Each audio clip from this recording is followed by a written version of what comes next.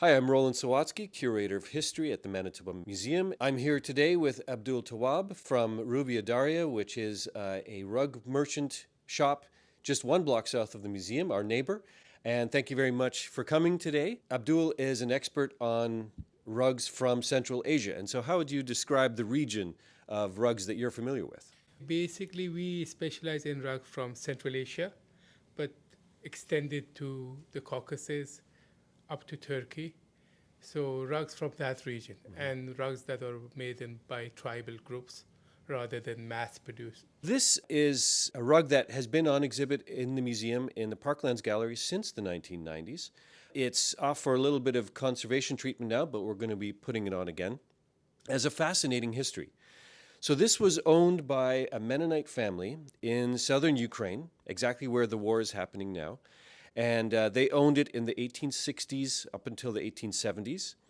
And they eventually migrated to Manitoba, and the carpet came with them. It's an interesting time to talk about Mennonites because this year, 2025, is the 500th anniversary of the Anabaptist faith, and Mennonites trace their ancestry through that faith. So, Abdul, can you tell us a little bit about where you believe this carpet came from?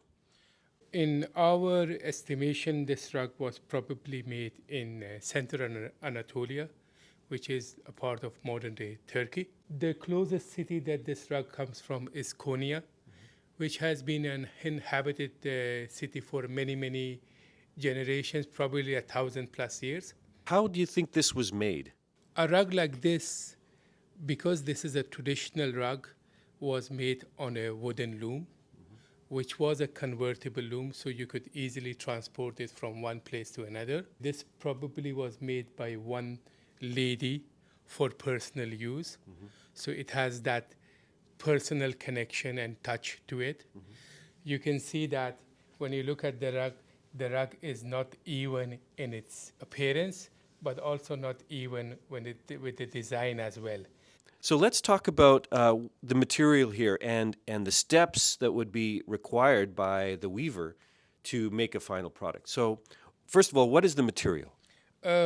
Basically, on a rug like this was made using wool from sheep, and these sheep would have been part of the herd of the nomadic person who made this rug.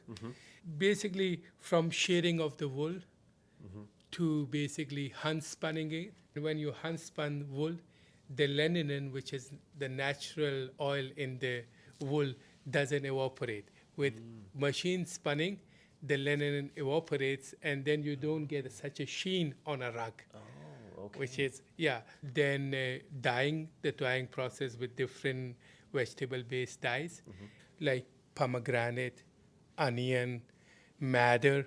The yellow part, which I think is one of the most fascinating parts on this rug, comes from shrub kind of a grass, which in our native language is called isparag, but it's weld here.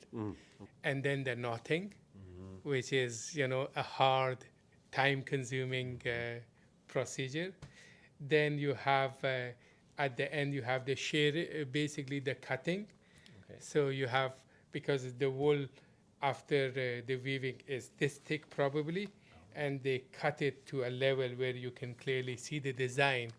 Interesting. Yeah, all of those steps take multiple time periods, and a rug like this could have easily taken 5-6 years to weave. Wow. Yeah.